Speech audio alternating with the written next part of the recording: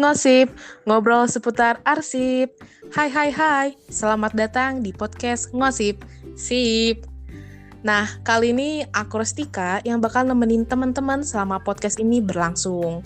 Oke, kemarin kita udah ketemu juga nih di episode pertama dan ada juga episode kedua yang tentunya teman-teman pasti bakal lebih tahu tentang program studi kearsipan digital. Nah, kalau sekarang ini kita udah masuk ke episode ketiga di Ngosip ini, dan aku udah ngedatengin nih narasumber yang spesial di episode ketiga ini. Ini ada Kak Adam. Halo Kak Adam.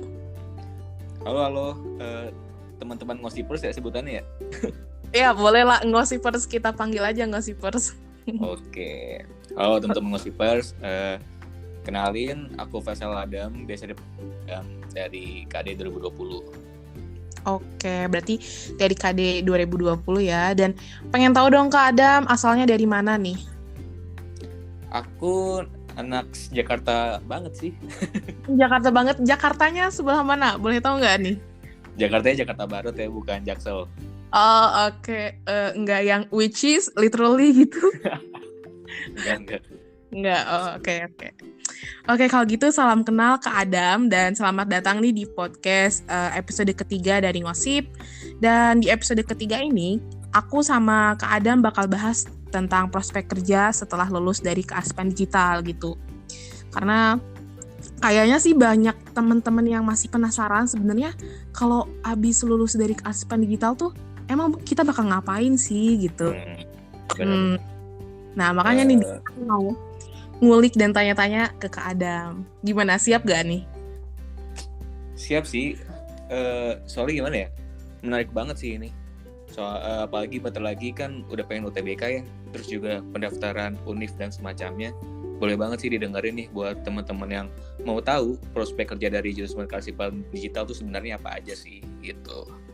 Oke, nah kebetulan juga kemarin udah sempat dibahas, katanya SMUP juga udah dibuka gitu. Nah, bener banget tuh.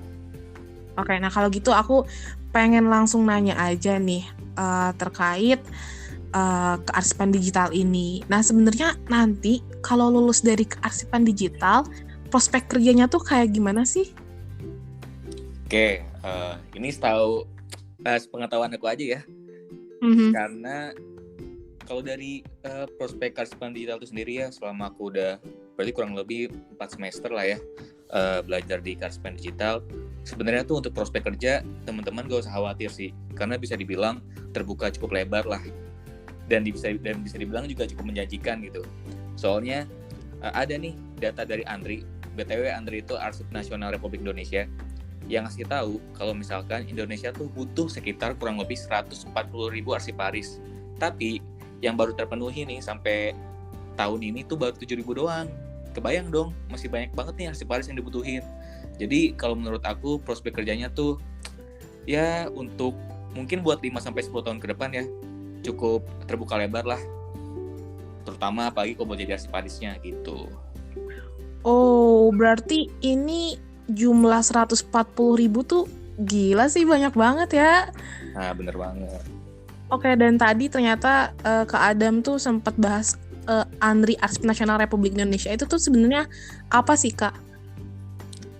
Arsip ANRI itu tuh kayak ibaratnya lembaga kearsipan di Indonesia yang pusatnya lah bisa dibilang. Jadi segala informasi kearsipan mengenai entah itu instansi swasta, tapi terutama untuk instansi pemerintahan kali ya, itu pasti bakal bersumber di ANRI gitu. Oke, berarti buat teman-teman yang belum tahu sebenarnya pusat kearsipan di Indonesia tuh ada di mana dan siapa, berarti itu tuh ANRI ya, Kak? Iya, tugasnya ANRI. Oke, nah balik lagi nih ke tadi terkait prospek kerja jurusan kearsipan. Ternyata prospek kerjanya tuh emang terbuka lebar ya, Kak, dan cukup menjanjikan. Nah, tapi lanjut nih ke pertanyaan selanjutnya. Sebenarnya kalau misalkan yang aku dengar kan, katanya tuh kalau misalkan lulus dari kearsipan paling jadi arsiparis nih. Tapi ada kemungkinan nggak sih kita tuh bisa ganti haluan gitu? Nggak jadi arsiparis? Sebenarnya bisa banget. Ini tuh balik lagi tergantung ke individunya masing-masing ya. Soalnya kan kita tahu ada orang yang kerjanya emang relevan sama jurusan, tapi juga ada yang enggak. Tapi mungkin kalau emang misalkan kamu gak mau jadi arsiparis gitu ya, tapi pengen relevan atau mirip-mirip nih sama jurusan kearsipan digital, itu kamu bisa banget jadi ada yang namanya data analisis, ada administrator, dokumen controller, pokoknya apa ya, hal-hal yang berhubungan dengan pengelolaan data lah.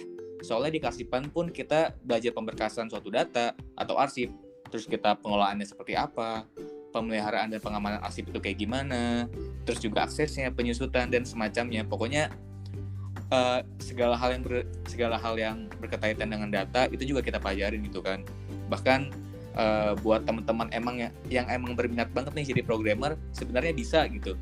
Soalnya kita waktu semester 2 kemarin juga belajar sedikit ya tentang coding, database gitu-gitulah. Tapi baru dasarnya aja, karena balik lagi ya, jurusan kita kan kearsipan digital. Jadi selain belajar ilmu kearsipannya, kita juga harus tahu lah dikit-dikit digitalisasinya kayak gimana gitu, khususnya di bidang kearsipan. Wah, menarik banget nih. Berarti nggak berpusat harus jadi arsiparis melulu ya, Kak? Iya, benar. Oke. Nah, buat teman-teman yang kemarin bingung, takut nih kalau misalkan masuk ke jurusan kearsipan, takut nggak jelas prospek kerjanya. Padahal nggak gitu tuh, ternyata banyak banget prospek kerja di depan yang nungguin gitu. Contohnya tadi kayak yang Kak Adam sebutin tuh ada data analis, terus juga dokumen controller, terus juga ada administrator. Jadi buat teman-teman pendengar podcast, jangan khawatir terkait prospek kerja, karena itu tuh ternyata masih banyak dan terbuka lebar. Oke. Kalau tadi kita udah ngobrolin tentang prospek kerjanya yang emang terbuka gitu kan. Nah, selanjutnya nih aku pengen nanya, kalau misalkan kita emang minat nih Kak jadi arsiparis, sebenarnya kita tuh bisa jadi arsiparis di mana aja sih? Nah, untuk jadi arsiparis sendiri sebenarnya banyak sih. Kita bisa di perusahaan, entah itu perusahaan pasti ke swasta ya, dan ada juga instansi pemerintahan yang ke negeri. Instansi pemerintahan tuh ada BUMN, ada BUMD, pokoknya banyak banget. Tapi ini yang paling menarik nih ya, kalau misalkan teman-teman pengen nanti kerjanya tuh yang bisa sambil rekreasi, yang sambil wisata gitu-gitu tuh, bisa banget jadi arsiparis di museum atau galeri. Nah itu tuh seru banget pasti kan. Oke, berarti iya sih, aku pikir kayak museum dan galeri mungkin lebih buat aku sendiri tuh kayaknya lebih menarik sih, karena kita kan belajar tentang, mungkin ada fosil juga, ada sejarah. Dari ya benar, itu kayaknya buat teman-teman yang minat ke sejarah bisa kali ya Kak jadi arsiparis di museum atau galeri gitu.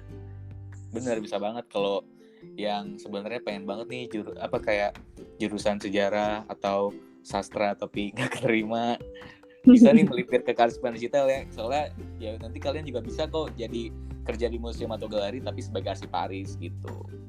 Oke, nah tapi aku penasaran nih, kalau misalkan di Indonesia sendiri itu tuh rata-rata lulusan kearsipan tuh prospeknya kemana sih Kak? Maksudnya mereka tuh kerjanya di mana gitu? Kebanyakan sih kayaknya untuk saat ini di PNS ya nggak sih? Jadi PNS ya. Soalnya balik lagi kayak yang tadi aku udah mention soal data arsiparis di Indonesia tuh emang kurang banget, tapi juga hasil lulusannya tuh sedikit gitu. Jadi dengan slot atau peluang kerja yang lebar tapi dengan lulusan sedikit, nah itu jadi apa ya? Sebenarnya itu bisa jadi keunggulan tersendiri sih buat teman-teman kearsipan gitu. Yang dimana seharusnya gak perlu khawatir lah soal prospek kerja, karena ya dengan adanya lapangan kerja yang gede yang besar tadi, jadi seenggaknya teman-teman yang pengen linear sesuai dengan jurusan kearsipan tuh bisa banget jadi arsiparis gitu, terutama jadi PNS sih sebenarnya.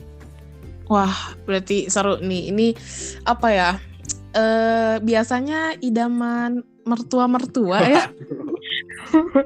PNS itu jadi kalau ya, jadi buat teman-teman nih yang cita-citanya saya pengen jadi PNS nih, ya udahlah ke kearsipan aja kali ya gitu. Bener. Oke, berarti buat teman-teman semua itu ya, Kalau misalkan dari kata Kak Adam, kemungkinan besar atau yang paling banyak tuh rata-rata arsiparis tuh adalah di pemerintahan gitu. Nah, kalau tadi kita udah ngobrolin tentang prospek kerjanya gitu. Sekarang aku pengen nanya nih, aku penasaran dari Kak Adam sendiri, kalau misalkan nanti udah lulus dari program studi kearsipan digital, pengennya tuh kerja di mana sih atau minatnya tuh kemana gitu? Waduh, kalau aku sih pengen banget di Andri kayaknya ya. Oh, jadi pengen langsung di pusatnya ya?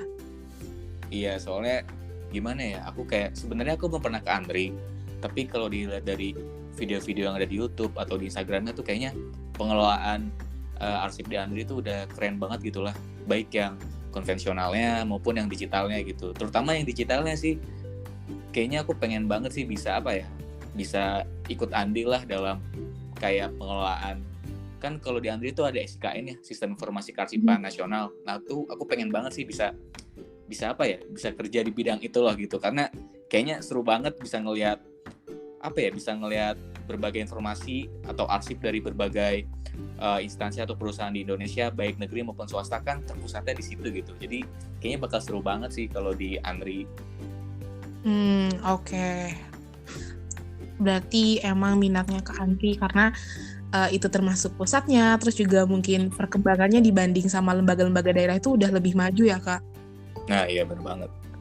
Tapi aku penasaran satu hal lagi deh. Kalau di Andri kan yang aku tahu tuh katanya banyak juga gitu pengelolaan tuh kan ada statisnya gitu kan, ada yang dinamiknya.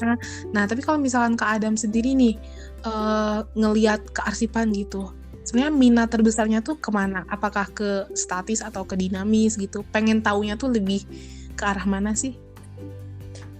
Sebenarnya kalau lebih menarik itu kayaknya lebih ke statis kali ya. Soalnya kan statis kan kayak unsur kesejarahannya tinggi. Maksudnya segala arsip yang dijadiin arsip statis itu kan pasti bukan arsipan sembarangan lah gitu. Tapi kalau untuk pekerjaan kayaknya karena aku orangnya juga suka suka digital atau suka program segala macam, aku lebih ke dinamisa sih. Nah dinamisa itu ada di kayak SIKN atau SIKD gitu. Jadi pengen banget bisa lebih ngulik lagi nih sebenarnya kearsipan di Andri, khususnya di bidang digitalisasinya di SIKD, SIKN itu kayak gimana gitu. Apalagi kan sesuai banget nih sama jurusan kita ya, kearsipan digital ya. Satu-satunya jurusan kearsipan yang di Indonesia yang ada nomenklatur digitalnya gitu. Jadi itu pasti bakal jadi keunggulan banget sih buat kita kalau misalkan pengen di Andri atau di perusahaan lainnya yang mengelola arsipnya berbasis digital gitu. Oke, berarti intinya tuh kan tadi ternyata prospek kearsipan tuh banyak kok gitu kan, luas kok, jangan khawatir lah buat teman-teman yang pengen masuk gitu.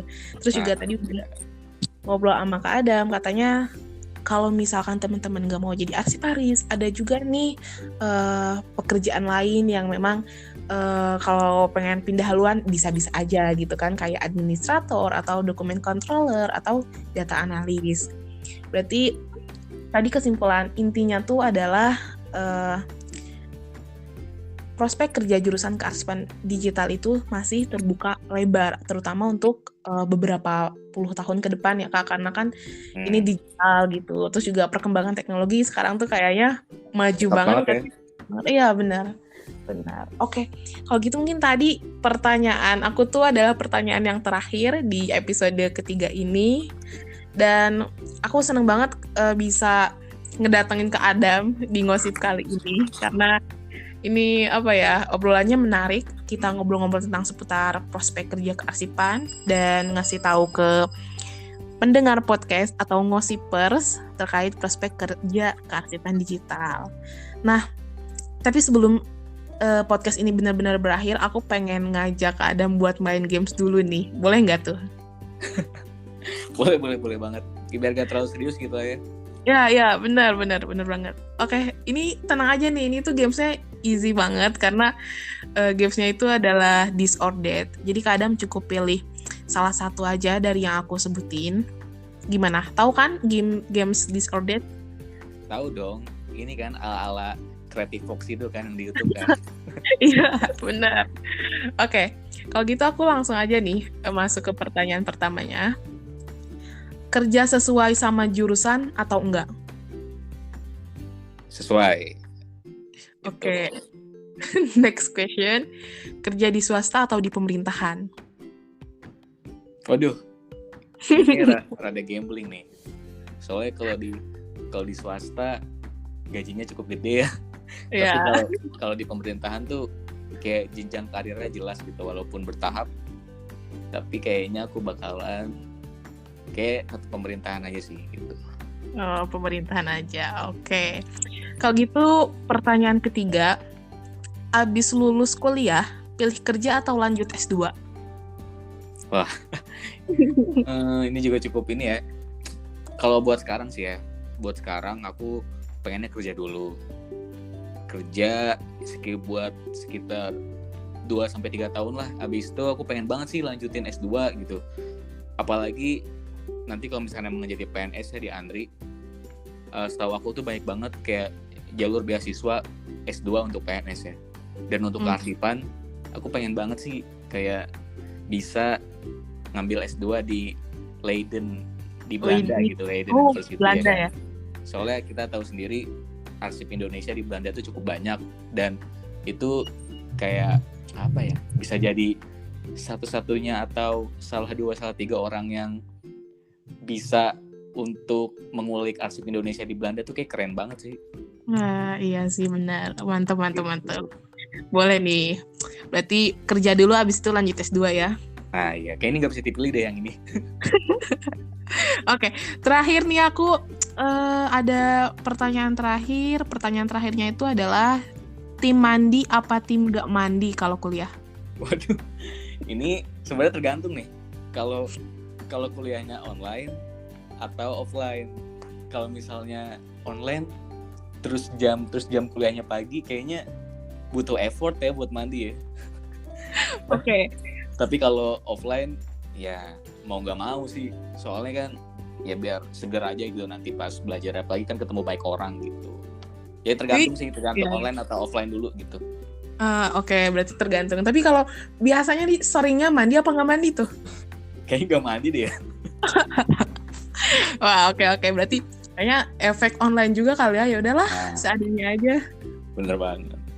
Oke, kalau gitu tadi Games This or That itu adalah penutup di Ngosip episode ketiga kali ini.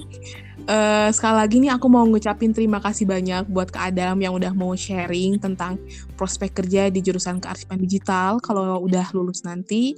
Dan pastinya Ngosipers atau pendengar podcast Ngosip ini bisa terbantu sama informasi-informasi tadi, dan juga semoga informasi-informasi tadi tuh bisa bermanfaat buat teman-teman semua. Sekali lagi aku ngucapin terima kasih banyak untuk Kak Adam udah datang di podcast episode ketiga ini. Oke, aku juga sama-sama nih, makasih udah aku juga senang banget bisa sharing sedikit-sedikit yang aku tahu lah soal jurusan kita gitu sih. Oke, kalau gitu itu tadi podcast dari aku dan Kak Adam. Semoga buat teman-teman semua bisa bermanfaat. Dan dengan ini, aku Rostika sebagai host pamit undur diri. Sampai jumpa di episode selanjutnya. Ngosip, sip. Bye-bye.